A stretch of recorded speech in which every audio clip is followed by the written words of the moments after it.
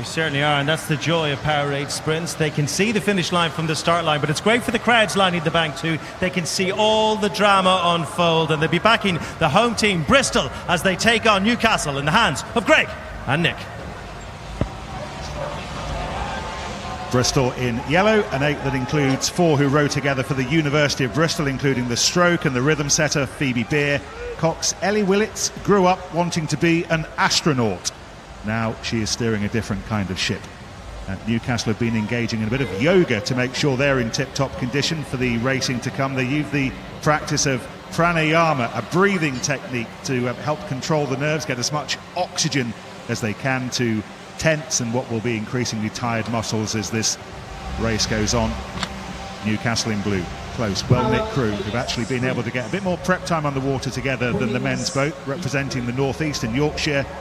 Bristol, of course, on home water, able to draw talent from a wide pool area, including Wiltshire, Gloucestershire, Avon, Somerset and the West Midlands, and they're underway in the third of the women's quarter-finals.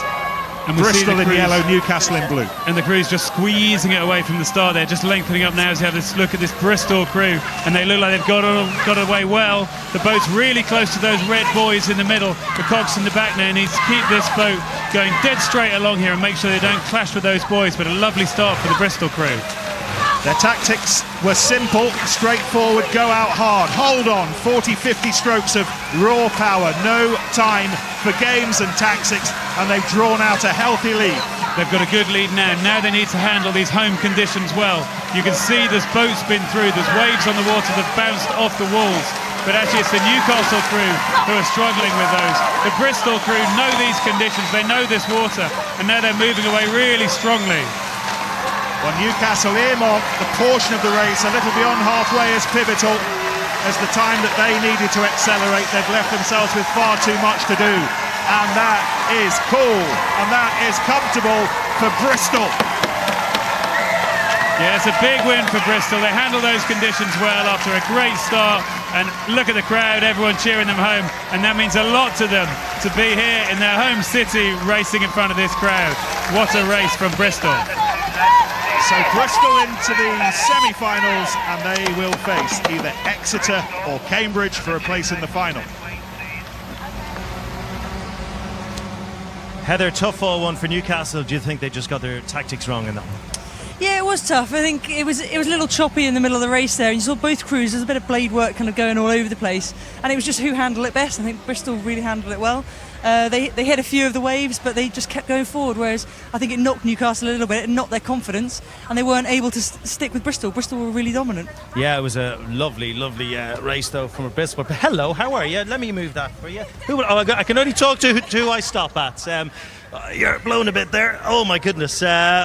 Obviously out of breath because your work rate was phenomenal all the way through that race. What were your tactics?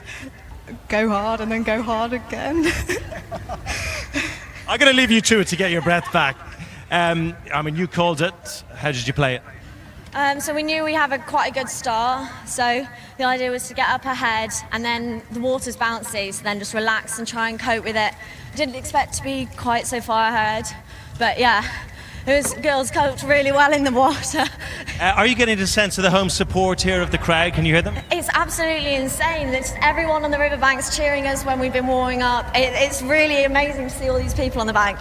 Yeah, really big boost for us. It's great. Congratulations through to the semi-final, and rightly so. They just rode beautifully, didn't they? No errors.